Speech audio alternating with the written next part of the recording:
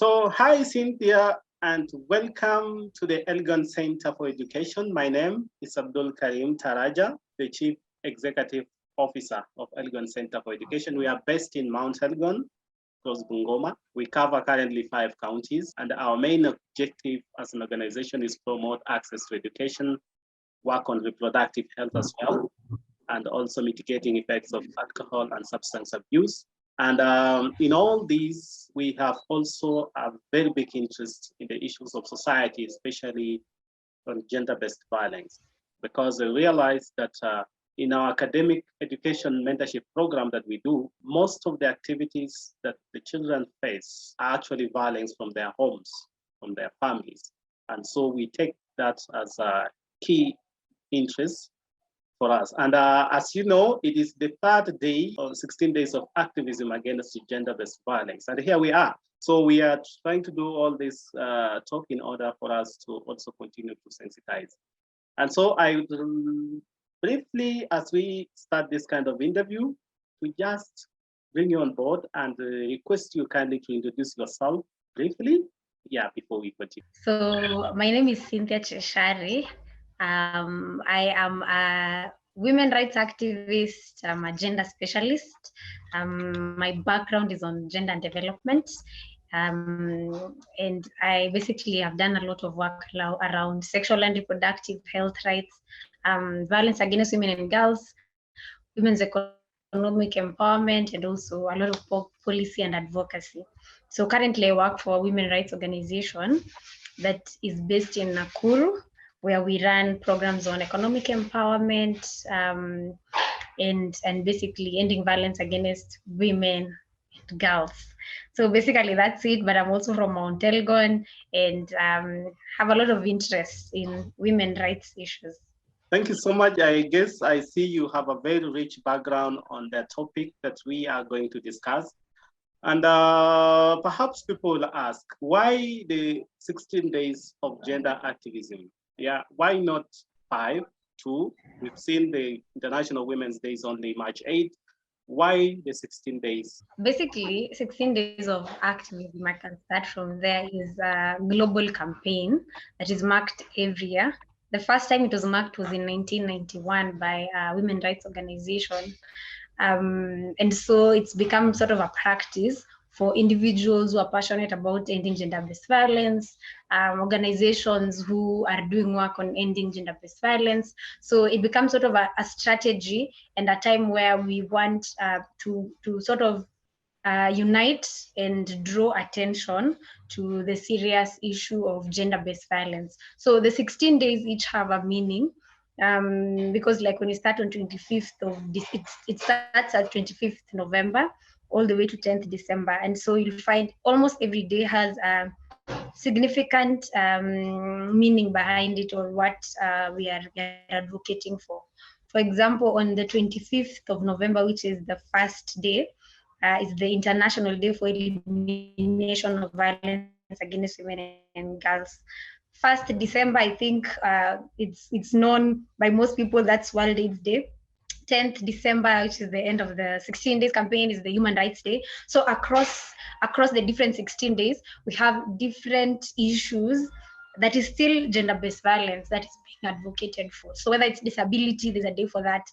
Whether it's people who volunteer their time and resources to participate in making a difference, basically, when it comes to issues of gender-based violence, they are covered within that days, the 16 days. So basically, it's just a global campaign. And then this period becomes very significant because we now unite as the different organizations and individuals passionate about this cause to make and speak in one voice. Thank you so much for that clarification, per se. Now, I've seen a lot of energy from you. Would you mind to tell us what drives you actually to work so much in this, passionately, in this gender-based violence? I think for me, basically, I come from Mount Elgon, just as yourself. And, that's like one of the areas or communities in Kenya where we still uphold a lot of our cultural beliefs. So, growing up in such an environment, you'd see how gender-based violence is normalized. When a neighbor beats their wife, it's okay. I remember I cleared primary school in 2007. So the year before that, we had the about land defense forces issue at tribal clashes basically happening. And I remember there's a story that came out. There was a school in Chebuk where the whole class 8 class, all the girls were pregnant. So going through and being in an environment where you see such things and they're seen as normal. During the SLDF, there was a lot of rape that actually also happened for women and girls.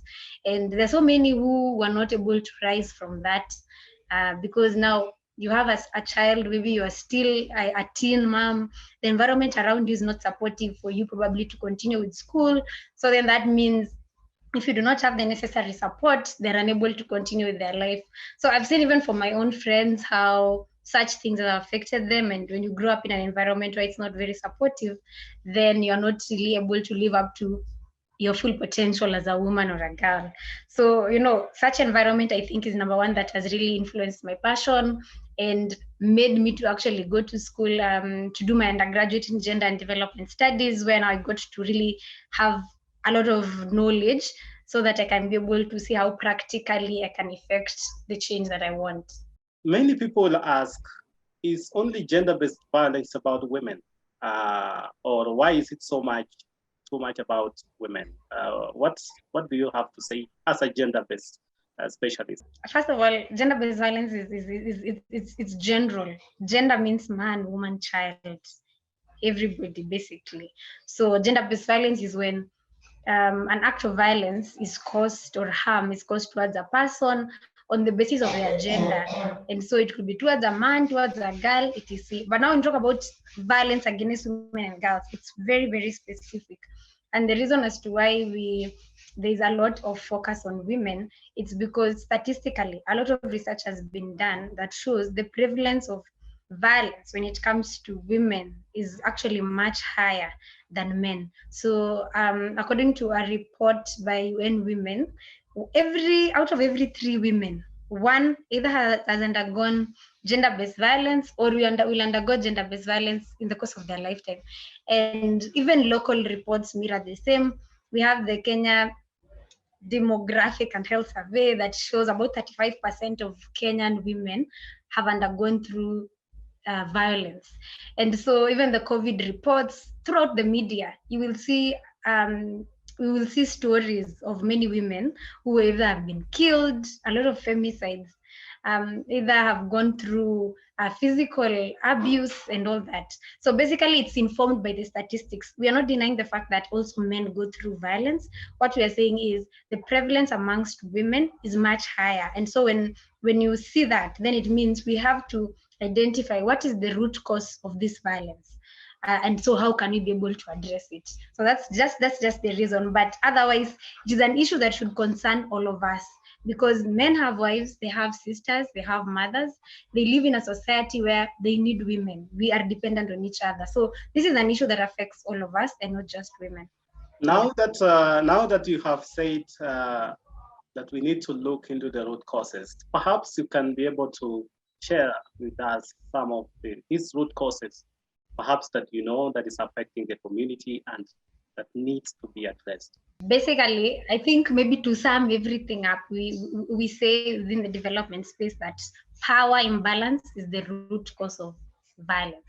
So when someone is abusing their power, and when I talk about power, I mean either they are in a position of authority of another person and they use their position wrong, either they have money and they're using it wrong, or just even within our own cultures, how being a man sort of is a position of power compared to women. So when someone has more power than you and they abuse their power, then that is what leads to gender-based violence or violence against women and girls.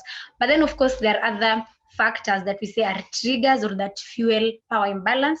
For example, I've just talked about culture. Culture is like one of the driving causes for or that rather fuel gender-based violence, because then we have male preferential treatment, we have the patriarchy and male dominance, and basically women are viewed as people who are less than men.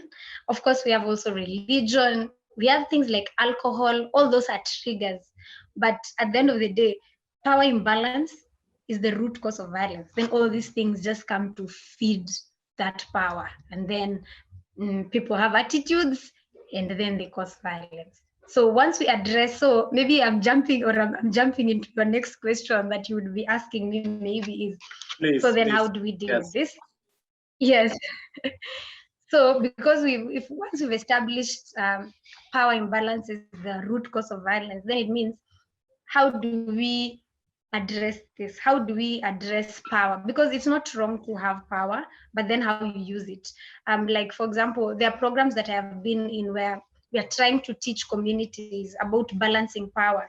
And so how do we get people there? It's by slowly interrogating their attitudes, teaching them and giving them knowledge and trusting the process of change, because culture is something that is so deep. So slowly by slowly, when we engage in conversations, something as simple as conversations, people begin to change those attitudes that they have towards women.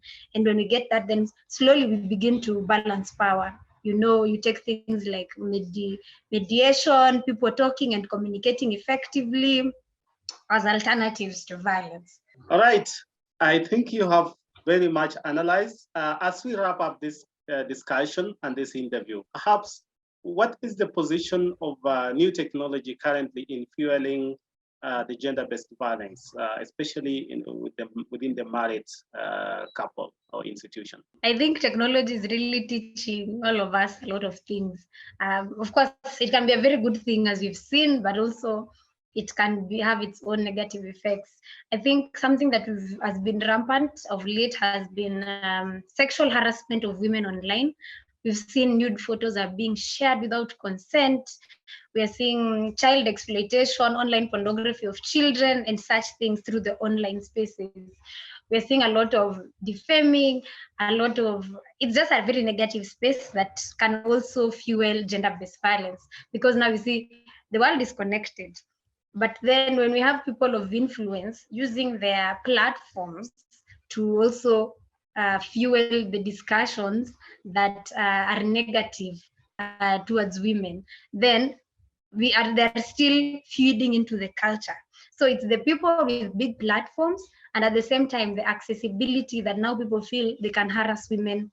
It's very normal to share pictures of women when they are naked online without their consent. It is very normal for people to harass women and talk very negatively. Even the media itself, all these stations, how they showcase women through the different programs, etc. So media and basically technology in itself has in a way contributed to gender-based violence, but also is a channel that we can still use to be able to bring the change that we want and reduce levels of violence. Thank you so much, Cynthia, for that. Maybe I want to give you a second to give us your parting shot as we continue scaling the heights of the 16 days of gender activism. Give us your parting shot to all those people working to address this issue. We all have a role to play in terms when it comes to ending gender-based violence. It's a personal decision. When I'm able to stop participating in conversations that will harass women or that contribute to violence against women, then I'm making a personal decision. The next person will make a personal decision and will be able to create an environment that is safe. But at the same time, there are survivors of gender-based violence that we all know.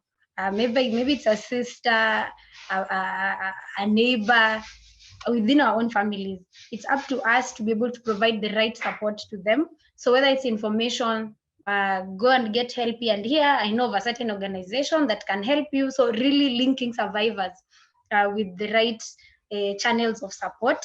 Number two, speaking out against violence. Because, we see when two people are fighting, we normally say, hiyo ni vitu ya watu wawili, hatutaki kuingilia. That's a very common phrase across Kenya. So basically, it's up to us also to know we should not keep silent when it comes to issues of gender-based violence. Either report, reach out, find a community of people and share so that we can be able to stop the cycle of violence. Thank you so much, Cynthia, for this specious interview. It's been good, it's been great, and you've been able to share those underlying issues and the way forward. And As here in Elgon Center for Education and other partners like the Womankind and all the community, it is our personal responsibility as well as collective to see that we address this issue so that we can move ahead and have a prosperous nation and even families. So thank you so much for that, and we'll be seeing each other very soon.